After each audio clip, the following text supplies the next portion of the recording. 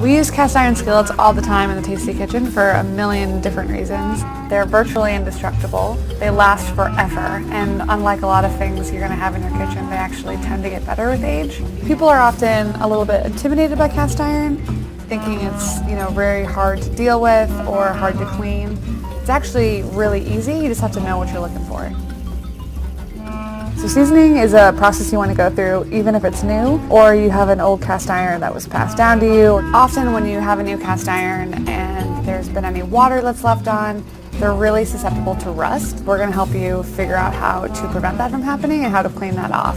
So we're going to start by getting some steel wool. Whether it's new or has a bunch of rust on it, we're just going to scrub it down with steel wool with a mild dish soap and just get it down to its kind of base layer. The way that cast irons are made, it's all kind of one piece, and you can't just season the part that you cook with. You want to season the entire thing. While we're here, we're just going to keep scrubbing along all of the sides, on the back of it, turn it over, get the handle. Once you're happy you got all the rust and or gunk off there, you can go give it a rinse under hot water and either use one of those non-abrasive scouring pads or the tough side of a sponge and just do another little quick go around, making sure you got every nook and cranny.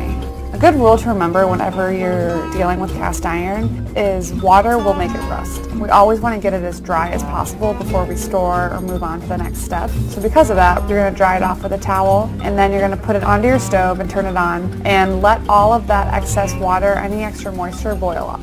Once you're happy your skillet is bone dry, we're going to take it off the heat and start our seasoning process with a thin layer of oil. The new standard is that flaxseed oil is the best oil for the job. It actually dries the hardest and creates the best non-stick, longest lasting seasoning. The only downfall is it is pretty expensive. And if you don't want to spend that much money, or frankly you just don't have it in your pantry, canola oil will work just fine.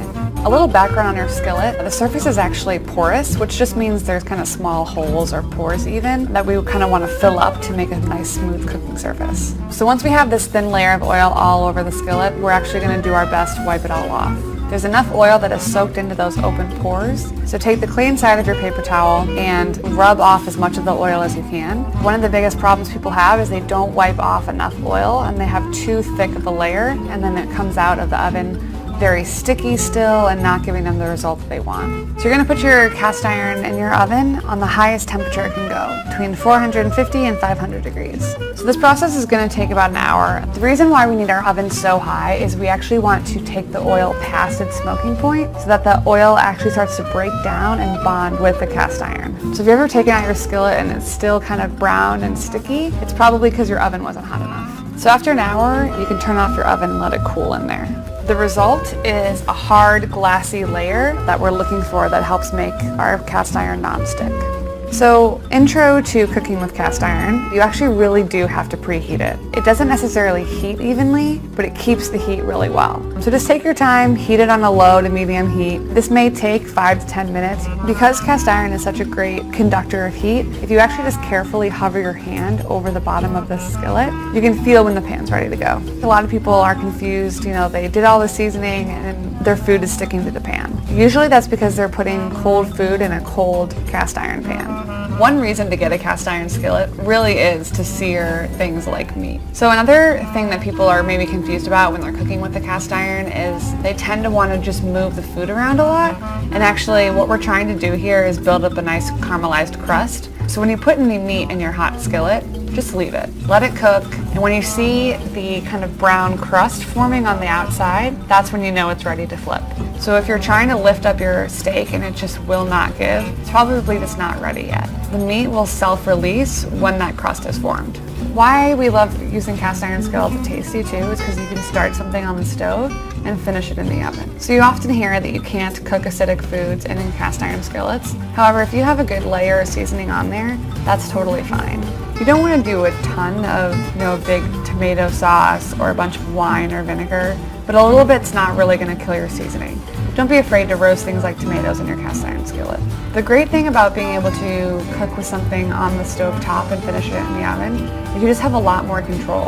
You can get a nice layer of caramelization from a high heat on the stove and then finish something cooking in the oven on a much gentler, radiant heat. So when you're cleaning your cast iron, you want to hit a sweet spot. If it's cooled down too much, the food will adhere and really stick to the pan. And if it's too hot and you put it under cold water, you can risk it cracking. So you want to wash the pan pretty soon after you use it. The most gentle way to clean your skillet is with hot water and salt and a non-metal scouring pad or the rough side of your sponge. The salt works as an abrasive and helps to scrub off any food that's on there without damaging the seasoning at all.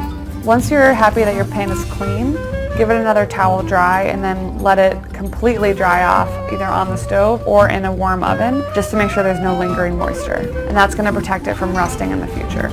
So lastly, we're going to put a protective layer of oil on the skillet before we store it. Carefully with a paper towel, rub that all along the inside. Turn up the heat until the oil is smoking, then turn it off and let it cool on the stove. The reason why we want to take it up to the smoking point is so that the oil doesn't turn rancid. Cast iron skillets may seem like a lot of work, but just follow these simple rules of seasoning and cleaning, and these pans will last you a lifetime. It's like loving a good woman. The more you give, the more you get back.